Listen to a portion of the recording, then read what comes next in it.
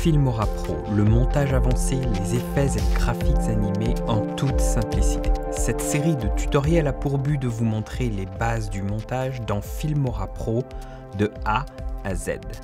Bonjour à tous, vous êtes avec Jonathan. Ce tuto est le second d'une série de 2 où vous apprendrez à vous familiariser avec les options et les préférences dans Filmora Pro. Aujourd'hui, nous allons continuer à jeter un œil sur la façon dont nous pouvons personnaliser notre expérience et comment nous pouvons optimiser notre flux de travail. Pour accéder à la fenêtre des options, rendez-vous dans Fichier et cliquez sur Options.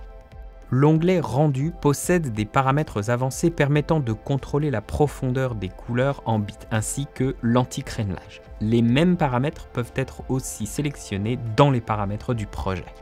La profondeur de couleur en bits se réfère au nombre possible de niveaux de couleur contenus dans une image. Une plus grande profondeur de bits donnera des changements de couleur plus doux et moins d'artefacts escaliers dans les dégradés et les composites transparents lors de votre exportation finale.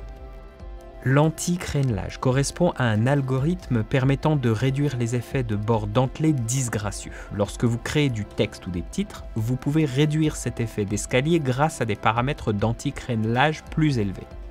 Cette option n'affecte que votre prévisualisation. Les éléments, une fois exportés, seront toujours rendus lissés.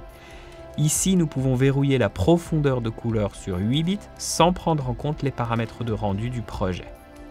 Dans l'onglet des signalements et des avertissements, nous pouvons choisir d'activer ou de désactiver chacun des pop-up d'avertissement dans Filmora Pro. Nous avons ensuite l'onglet des libellés. Dans le panneau de l'éditeur, nous pouvons changer la couleur de chaque clip audio ou vidéo individuellement pour qu'il soit facilement identifiable. L'onglet des libellés permet de choisir directement de libeller les clips dépendamment de leur type. Par exemple, je choisis tomate pour identifier les médias, saphir bleu pour les images et safran pour les plans. Dans le même onglet, nous pouvons modifier les libellés de couleurs disponibles ainsi que leur nom. Comme exemple, je vais remplacer ce rouge tomate par le violet de la marque Filmora Pro. Continuons. Nous retrouvons en dessous de l'onglet des libellés l'onglet Cache. Le cache correspond à l'endroit où Filmora Pro stocke ses données. Cette technique permet de réduire le temps nécessaire pour que le logiciel accède à ces mêmes données s'ils sont à nouveau sollicités. Cela permet d'améliorer la qualité des performances de l'édition car il permet de réagir plus vite à des requêtes qui se répètent. Cet onglet nous permet de choisir l'endroit où sont sauvegardés le cache et la base de données, mais aussi de choisir combien de jours vous souhaitez que Filmora Pro les stocke en mémoire avant de supprimer automatiquement ceux qui ne sont pas utilisés. La sauvegarde automatique. Filmora Pro va automatiquement sauvegarder vos progrès dans vos projets. Cette fonctionnalité est vraiment utile lorsqu'il s'agit de récupérer un projet suite à un crash de votre ordinateur et que vous n'avez pas pensé à faire une sauvegarde manuelle. Dans cet onglet, nous pouvons désactiver cette fonctionnalité, mais je ne peux que vous conseiller de la laisser activer, bien évidemment. Nous pouvons également modifier la fréquence de sauvegarde. Plus la fréquence est élevée, plus la récupération d'un projet perdu sera précise.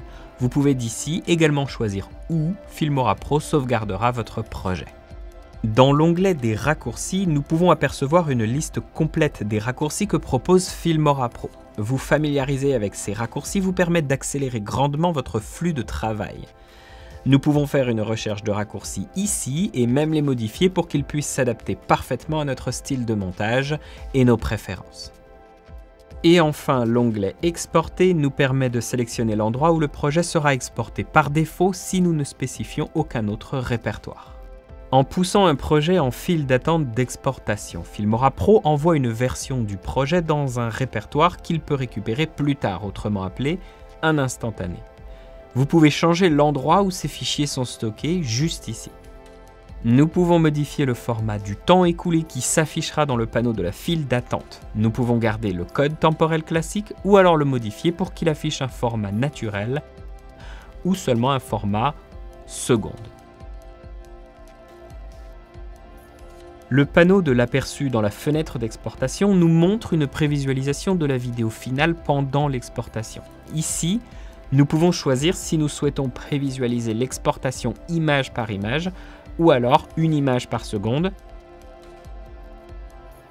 ou alors ne rien nous montrer du tout. Quand le processus d'exportation est complet, Filmora Pro nous jouera un bip sonore pour nous prévenir de la fin. Cette option peut être désactivée juste ici. Pour confirmer toutes les options que nous avons configurées, cliquons sur OK. Voilà, vous avez maintenant un aperçu un peu plus en profondeur de l'ensemble des options et des préférences dans Filmora Pro. Pour en apprendre plus à propos de l'édition vidéo avec Filmora Pro, assurez-vous de jeter un œil sur nos autres tutoriels. Il n'existe aucune limite à ce que vous pouvez faire.